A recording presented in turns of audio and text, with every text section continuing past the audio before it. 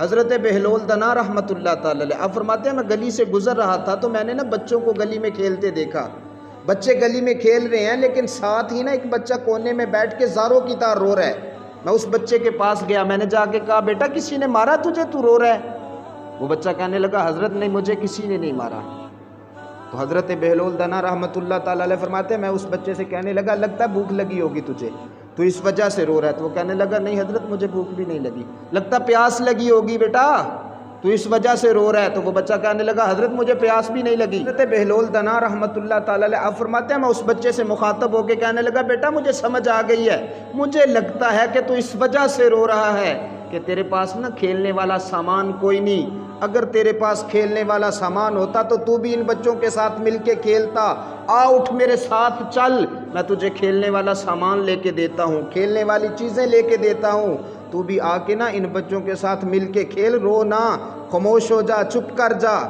حضرت بہلول دنا رحمۃ اللہ تعالی علیہ آپ فرماتے ہیں جب میں نے اس بچے سے کہا نا آ میں تجھے کھیلنے والا سامان لے کے دیتا ہوں, خاموش ہو جا, رو نہ, تو حضرت بہلول دنا رحمۃ اللہ تعالی علیہ فرماتے ہیں اس بچے نے مجھے ایسا جواب دیا کہ میری روح تڑپ اٹھی, میرا جسم کانپنے لگا. وہ بچہ مجھ سے مخاطب ہو کے کہنے لگا حضرت اللہ نے ہمیں دنیا میں کھیلنے کے لیے پیدا کیا تھا. اب بتائیں نا کہ اللہ نے ہمیں اس مقصد کے لیے پیدا کیا تھا کہ ہم دنیا میں جا کے کھیلیں کودیں. کیا ہمارا اس دنیا میں آنے کا مقصد یہ ہے؟ اللہ نے تو ہمیں زندگی دی تھی اپنی بندگی کے لیے, اللہ نے تو ہمیں زندگی دی تھی رب رب کرنے کے لیے.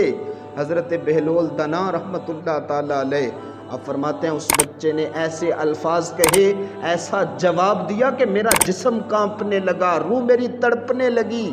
میں عرض کرنے لگا او پتر تو ابھی بچہ ہے, تو ابھی چھوٹا ہے, ابھی تو بچہ ہے, ابھی تو تیرے اوپر شریعت کے احکام بھی نافذ نہیں ہوتے, اور پتر تو اتنی بڑی سوچ رہا ہے. حضرت بہلول دنا رحمۃ اللہ تعالی علیہ اب فرماتے ہیں وہ بچہ مجھ سے مخاطب ہو کے کہنے لگا حضرت دو جہاں ہیں, دو جہاں ہیں, دو جہاں, ایک یہ والا جہاں ہے اور ایک آخرت والا جہاں ہے. اس جہاں میں اور آخرت والے جہاں کے درمیان فاصلہ صرف ایک سانس کا ہے. یہ سانس چل رہی ہے حضرت تو یہ والے جہاں میں ہے, اگر یہ سانس رک جائے گی, یہ سانس آنا بند ہو جائے گی, پھر ہم حضرت وہ والے جہان میں ہیں. قبل اس سے کہ یہ سانس رک جائے اور ہم مالک کے حضور پیش ہو جائیں, ہمارے پاس شرمندگی کے علاوہ کچھ بھی نہ ہو, تو حضرت بہتر نہیں رب رب کر لیا جائے, بہتر نہیں کہ مالک کو راضی کر لیا جائے. حضرت بہلول دنا رحمۃ اللہ تعالی علیہ آپ فرماتے ہیں جب بچے نے مجھ سے یہ باتیں کی نا تو اس پہ غشی طاری ہو گئی, وہ بے ہوش ہو گیا. جب میں نے بچے کی یہ حالت دیکھی تو مجھے لگنے لگا کہ کہیں اس کی روح ہی نہ پرواز کر جائے. میں بھاگ کے گیا, پانی لے کے آیا, اس کے منہ پہ میں نے پانی کے چھینٹے مارے. جب اسے ہوش آیا میں نے پانی پلایا تو وہ بچہ کہنے لگا حضرت مجھے اجازت دیجئے, میں جا رہا ہوں, میں آپ کو نا 4 سواریاں دے کے جا رہا ہوں, ہمیشہ ان 4 سواریوں پہ سوار رہنا, دنیا میں بھی کامیاب ہو جاؤ گے, آخرت میں بھی کامیاب ہو جاؤ گے.